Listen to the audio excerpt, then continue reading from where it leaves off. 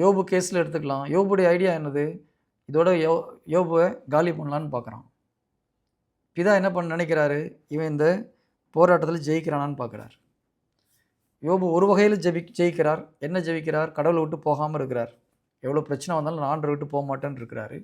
ஒரு வகையில் அவர் ஃபெயில் ஆகிறாரு. என்னன்னா, அவருக்கு விசுவாசத்தில் போராட தெரியல சரியா. அதனால் டெவில் அவர் வாழ்க்கையை விளையாட முடியுது. அதே போல் இயேசு கிறிஸ்து சோதிக்கிறான். ஆனால் கடவுள் குறித்த நேரம் வர வரைக்கும் இயேசு கிறிஸ்து அவனால் ஒன்றும் பண்ண முடியல. பல வகையில் கடவுளை மேற்கொள்ள அவன் முயற்சி செய்கிறான். ஆனால் ஜீசஸ் ஃபெய்த்தில் கரெக்டாக இருந்ததுனால ஜீசஸ் ஒன்றும் டச் பண்ண முடியல அவனால். Praise the Lord. Hallelujah. Okay. அப்போது இந்த ஒரு சந்தேகம் நமக்கு வரும்போது அந்த சந்தேகத்தை நம்ம ரிசீவ் பண்ணுவோம். அந்த வார்த்தையை இறை வார்த்தைக்கு முரண்பாடான வார்த்தை வரும்போது சந்தேகம் வருது. நல்லா கவனிச்சுக்கோங்க. எப்போ சந்தேகம் வருது?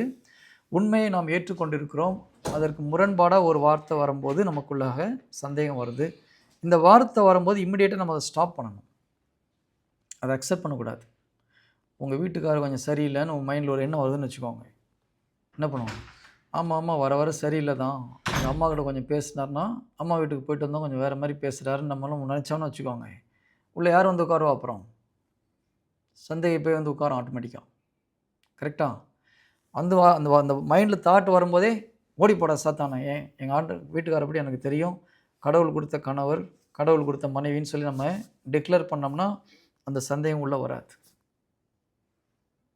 நான் சொல்கிறது புரியுதுங்களா? நம்மை அறியாமல் டெவில் ஸ்லோவாக அந்த சந்தேகத்தை கொண்டு வருவோம். ஓகேங்களா?